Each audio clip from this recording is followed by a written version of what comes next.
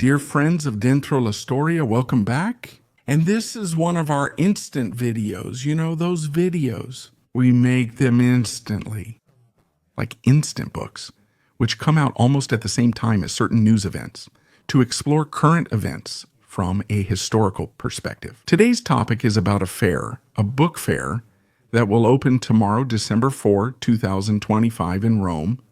The More Books, More Free Fair. It's a slogan that I really like because, after all, thought, our entire way of thinking, defines us as human beings. Cogito ergo sum, according to René Descartes, starts precisely from knowledge, and knowledge can only be based on culture, and books are an integral part of our cultural background. But inside this fair opening tomorrow, a controversy has been growing in recent hours. A controversy that's based on the announced presence of a small publishing house that refers to a neo-fascist movement. Why this controversy? Well, around 80 publishers and authors wrote to the organizers to ask for this publishing house to be banned from the fair. That's a strong stance. And you might say, but how can it be more books, more freedom, and then you prevent more books, more freedom, and you prevent?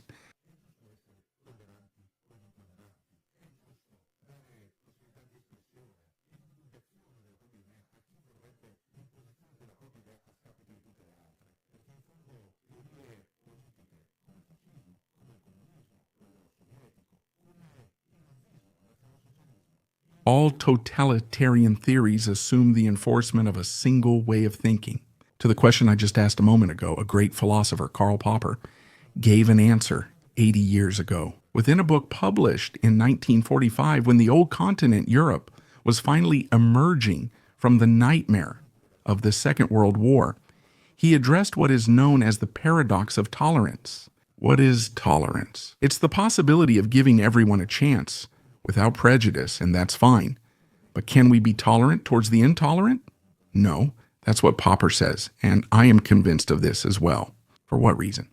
So let me offer you a little reflection. Try to imagine living in 2025, but not in a democratic society that supports equality for everyone and the possibility for everyone to express themselves. Imagine living in a dictatorship.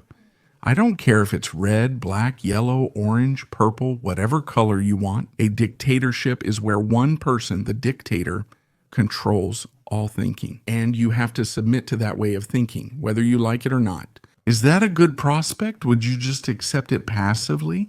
I don't think so. Because even the most diehard fans of that dictatorship, maybe people who have never experienced a real dictatorship in their lives, would eventually find a reason to disagree with the dictator. It wouldn't last. For example, maybe the dictator is vegan and wants to force everyone else to be too. Those who don't want to follow a vegan diet might get angry. Or the dictator could ban, let's say, having sexual relations outside of marriage, for heaven's sake. Everyone can have their own preferences, but it's clear that forbidding something that concerns a person's intimate emotional sphere isn't very pleasant. Another example, the dictator could decide to ban, meaning not allow access to public offices, education, or medical care. All the people who have blonde or dark hair, who have light or dark eyes. Why? Because he decided so? Karl Popper warns us, saying you can and must be tolerant. But when a tolerant society is faced directly with an element of pure intolerance, an element that wants to be right no matter what, and doesn't accept any discussion with anyone else, even more, it wants to force its views and way of thinking on everyone.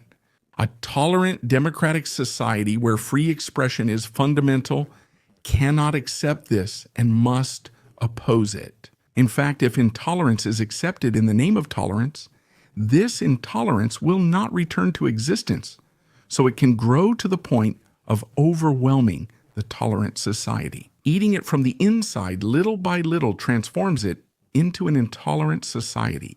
It's like a cancer that settles in a living host organism and eats it from the inside, taking control of it. In his reflection, Karl Popper concludes that an open society has the full right and even the duty not to tolerate the intolerant. When necessary, a democratic society must also limit the freedom of the intolerant. It may seem like a paradox, it may seem like a mistake, but banning extremism, banning hate propaganda is a way to defend ourselves from that extremism and that propaganda. It's not about banning ideas, it's about putting up a safety cordon. We can discuss, it's right to discuss, it's right to have a debate. Debate is the salt of ideas, the salt of intelligence, the salt of democracy. But you can't have a debate with someone who simply wants to impose what they believe in at the expense of everyone else. Have you ever seen the movie The Blues Brothers? I hope so. If you've seen it, you'll remember the Nazis in Illinois. They're caricatured in that movie, but they exist. Because in the United States, the First Amendment to the Constitution provides for full, absolute freedom of expression in every possible way. So in the United States, there are also Nazi parties, as well as Aryan nations and supremacist movements. Why? Why can't freedom of expression be limited? That doesn't change the fact that when that freedom of expression starts to be interpreted as the freedom to oppress others, then the federal government steps in. Of course, there has to be a report, and the federal government itself must have clear guidelines. Sometimes it has happened, other times it hasn't. We know this well in Italy. I know many people say, but there's no danger of fascism. Fascism supposedly ended 80 years ago, but are we certain?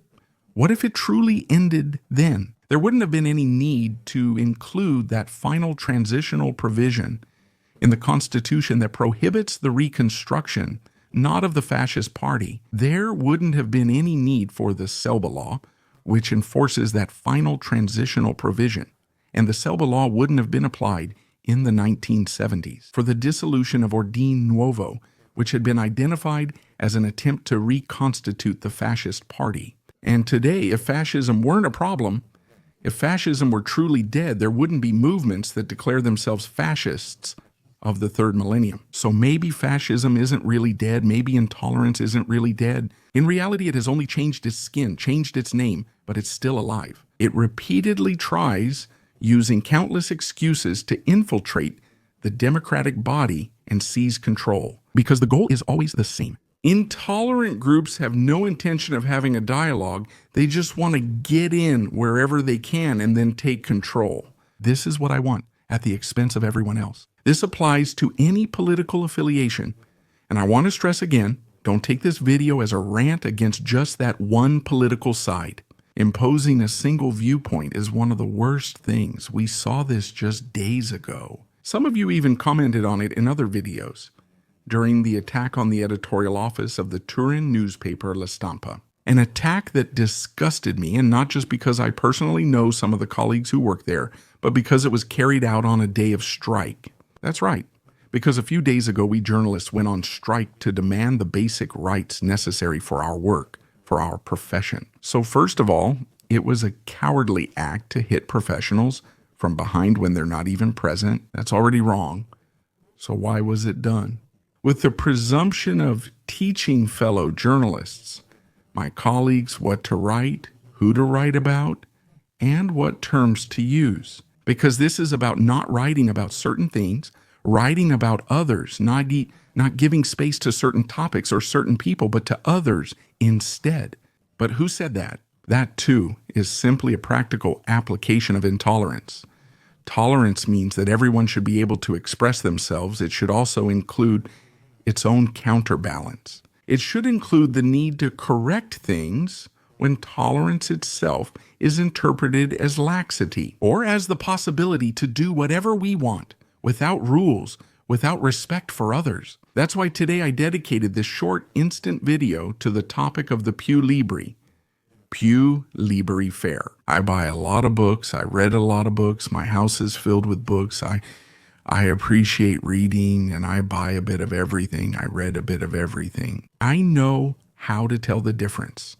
I can understand what is a useful read from one you can skip, a content that can enrich you from a dangerous one. Mixing in such a simplistic way books that can help the development of the intellect, books that can entertain, with books and contents that are extremely dangerous.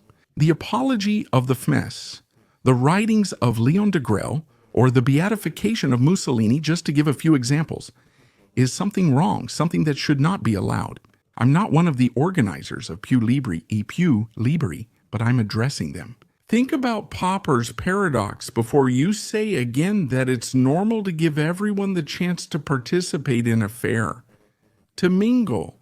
Because you're not doing a service to culture, you're just breaking that golden rule established by Popper, which calls for isolating extremism and not letting it spread. You're giving a very serious opportunity to those who have no respect for democracy to proselytize, to legitimize a position that is dangerous. Pretending everything is normal when it's not? Think carefully, especially when people claim fascism is dead or situations supposedly don't harm anyone, about the idea that every thought should be given full dignity, even when that thought is clearly opposed to the spread of thought itself, especially to the plurality of thought.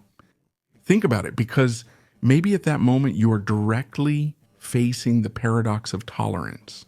And so at that moment, you will have to be the one to react, to say no. You can't be tolerant with the intolerant. You can't give space to those who would never allow that space to anyone else but themselves. Think about it carefully and have a good day.